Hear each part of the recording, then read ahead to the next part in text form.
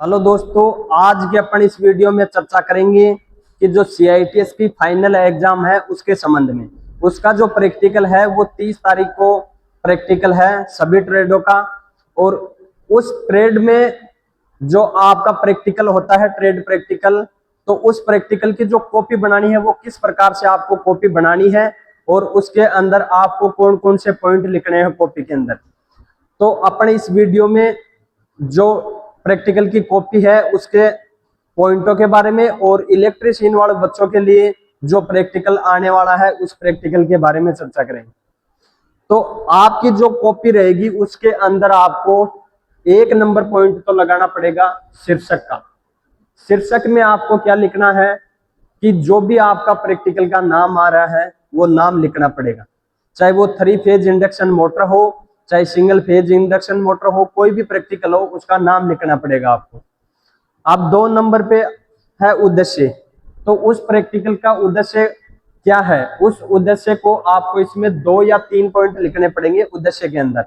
तो उसमें क्या लिखना पड़ेगा कि अब 3 फेज इंडक्शन मोटर का प्रैक्टिकल है तो उसके अंदर लिखना पड़ेगा कि 3 फेज इंडक्शन मोटर के टर्मिनल टेस्टिंग करना और उसको स्टार्टर से कनेक्शन करके और चलाना। अब 3 नंबर पॉइंट पे आपको लिखना है आवश्यक औजार और सामग्री। अब उस प्रैक्टिकल में आप क्या क्या सामग्री लिए हो और कौन कौन से औजार उपयोग किए हो, उन औजारों के नाम लिखना है कि एम्पियर मीटर, वोल्ट मीटर, ये सब तो आते हैं सामग्री के अंदर। मोटर, स्टार्टर, वायर, ये सब सामग्री के अंदर है। और औजार के अंदर आएंगे कि आपने वायर स्टिपर यूज किया है, टेस्टर यूज किया है, कॉम्बिनेशन प्लायर यूज किया है। इसके अंदर आपको वो सभी ट्रेडों के संबंधित हैं उस हिसाब से आपको लिखना है।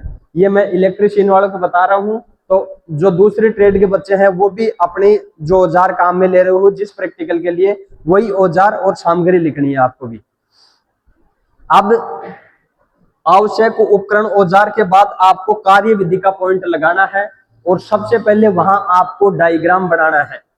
जो भी आपका प्रैक्टिकल का डायग्राम है वो डायग्राम बनाना है और उसके अंदर कनेक्शन मेंशन करने हैं कि किस प्रकार आपने कनेक्शन किया है। और फिर कार्य विधि के जो पॉइंट हैं वो कम से कम 7-8 पॉइंट आपको उसमें लिखने पड़ेंगे। अब कार्य विधि में क्या लिखना है कि कुछ बच्चों की ये प्रॉब्लम होती है कि कार्य विधि में क्या लिखे। तो कार्य विधि के अंदर आप क्या क्या कार्य किए हो उस प्रैक्टिकल के अंदर।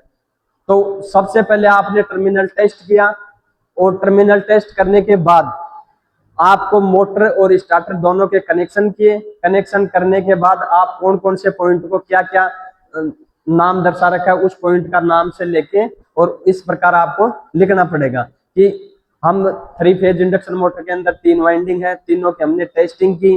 टेस्टिंग करने के बाद उनके जो कनेक्शन है वो स्टार्टर के साथ कनेक्शन किए। कनेक्शन करके और अपन उस मोटर को परिपूर्ण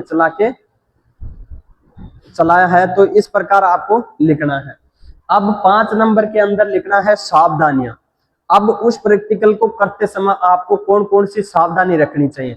एक तो चालू लाइन के अंदर आपको काम नहीं करना चाहिए, चालू लाइन में आपको कनेक्शन नहीं करने चाहिए, सप्लाई को ऑफ करके उसके बाद ही आपको कनेक्शन करने चाहिए। और जो कनेक्शन कर रहे हो तो वो कनेक्शन लूज नहीं रहना चाहिए। ये आपको सावधानी के अंदर लिखना है। ये तो आपके 5 पॉइंट हैं।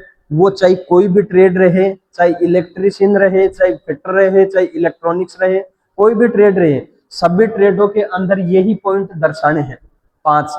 और कार्य विधि के अंदर आपको डायग्राम और जो जो आपने कार्य किया है कि पहले कौन सा एम्पियर मीटर लगाया या वोल्ट मीटर लगाया, तो वो सब आपने जो जो कार्य किया वो कार्य विधि के अंदर लिखना है। अब जो